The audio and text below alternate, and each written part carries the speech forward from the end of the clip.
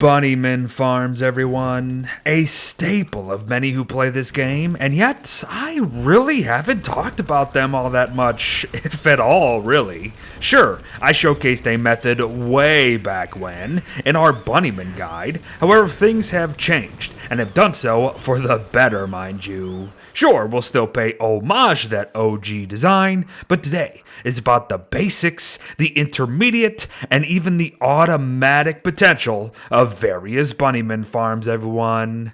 Let's get to it. And to do so, you should probably know what you are looking for to begin with. Bunnymen reside in the caves and caves alone, and are mostly located within Bunnyman villages, which makes our life all the more easy-like. But now, these villages can be found primarily in the biomes containing cave stair exits, mind you, and while world generations will certainly have their way with just the amount of bunnies we get and where you even find them, you should always keep in mind that bunnymen can still be found as stragglers in and around muddy turf and the wilds, or even in green mush tree forest biomes. So get looking. And while I won't be able to help you with all of that, I can still give you words of advice on how to handle the bunnies that you do find. And first things first, they are a horde type mob, meaning you anger one or attack one and the rest are gonna follow suit.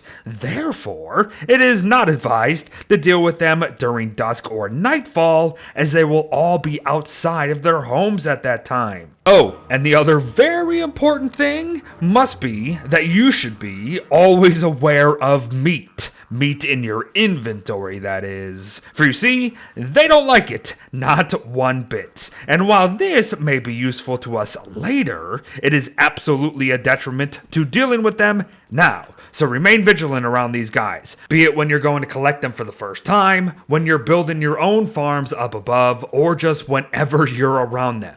You have meat, they're gonna munch ya. And oh boy, they pack a munch. But thankfully, so do we. And we deliver ours smartly. Waiting until it is morning on the surface is our ticket to not only smashing and grabbing the loot from the Bunnymen hutches with ease, mind you, but also the preferred method to murdering the bunnies themselves one by one for even more loot. And while doing this, I personally recommend that you destroy every house and bunny in sight first before picking up all the loot, as time isn't exactly always on your side. Furthermore, since bunny are technically non-hostile creatures, beware of potential Krampus spawns, depending of course on how many bunnies you actually kill in a short period of time. Good luck.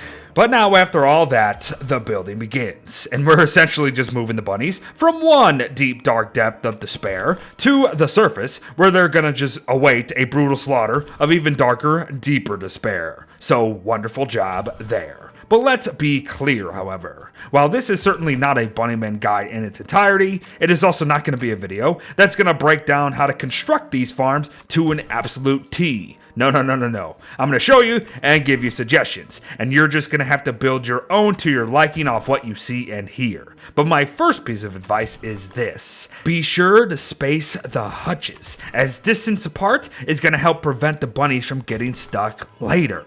Close, but not too close. And mind you, this very idea will extend to whatever walls you'll be using to contain the hoppers as well. And I typically shoot for about a 2-wall width away from the hutches myself before I start constructing. Now, these farms can be as involved or as big as you wish them to be, for all the designs and methods you're about to see are not the be-all, end-all. We're just here to showcase and mention some possibilities, so keep that in mind. Like for this process here, the bunny on bunny method, everyone, it is very simple.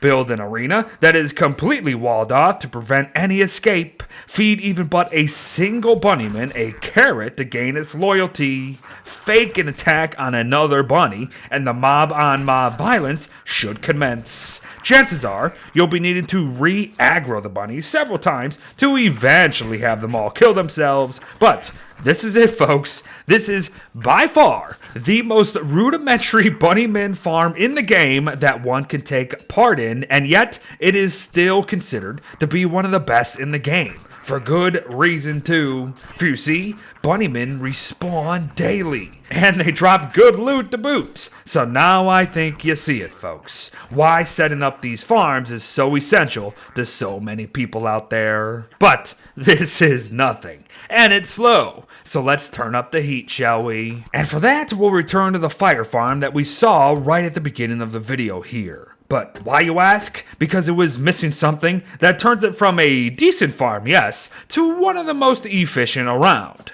A door. No, seriously, you must make sure to leave yourself a way in while preventing the bunnies a way out. So make sure to create a kill zone, as you can see here. Grass tufts and all. Then, we need to block the entrance to the kill zone itself. Not only to protect us from them, but to force the game to think that the bunnies can actually leave from that direction to eat the bait on the ground, which in this case is a carrot. Fossil fragments can work just fine if you know how to actually mine them from cave stalagmites and such. But one of the newer ways to block mobs in this game that's on the cheaper side is to use statues crafted by us via the Potter's Wheel. And folk prefer to use the pawn statues due to their size. But really, any statue is gonna do for you. Especially now, since Quick Drop has been implemented fully into the game. Now, on occasion, you may need to draw the aggro of those not automatically fixated on the bait of your choice, and the simple solution is simple. Meat. Pick some up, run the angry bunnies down towards the bait and the kill zone, run away to drop the meat, or simply just put it in a chest, which will then lead to the bunnies de-aggroing on you, and then they'll all be sending on the bait at that point, which should lead you back into the farm itself to make sure you close that exit that we mentioned earlier. Place something flammable as close to the walls and bunnies as you can to act as kindling, essentially. Light that up. The fire will then cause the grass tufts to smolder, and then they'll eventually catch fire, and then the bunnies will burn to death, and you best be ready to turn on the nearby Flingomatic to put it all out before all of that is for nothing and is too late. So pretty much the second the last bunny dies, that Flingo should be flinging to save all of that fancy loot of yours now, plus the farm itself. But well done, folks. You have now fire-farmed bunnymen. So what comes next? Well, how about a little ingenuity? Literally. Either switch the Winona via a celestial portal, or just have an already spawned Winona set up a few of her handy-dandy catapults to do some bunny murdering for us. But here's the thing though, everyone. Her catapults damage man-made walls, so you'll be needing to plan accordingly by either using fossils, statues, or perhaps yet another option, end tables. The choice is yours. And this method, everyone, is hilariously simple. And heck, you don't even need bait, as you're the bait. Just aggro them with meat, and the catapults will automatically start tossing rocks at them.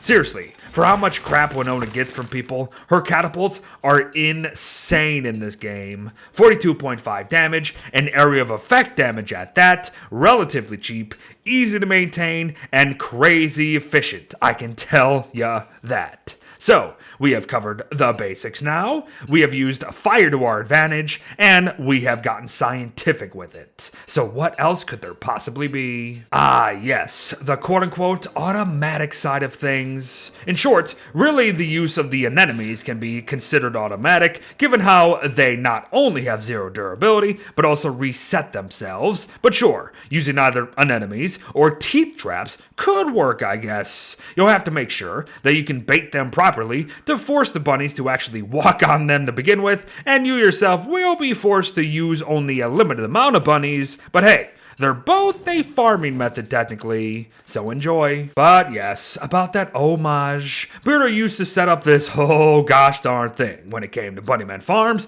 that included dwarf stars, multiple flingos, smoldering resources everywhere, flowers, butterflies, scarecrows, and birds, you name it. And while it was multiple farms in one, you should probably not follow suit. I think it's time to retire this guy for a bit. So goodbye, old friend. You did good. But it's not like I've been using you for a couple years anyways. And there you have it, everyone. A guide through various methods of farming one of the many mobs within Don't Starve Together, Bunnymen. They can munch themselves, we can burn them alive, rocks can crush their skulls, and sea life can even close their eyes. The choice is yours. Thanks for watching, folks. Happy to have finally covered this for you after all this time. Good luck, have fun, eat up, and I'll see you in the next one. Bye-bye.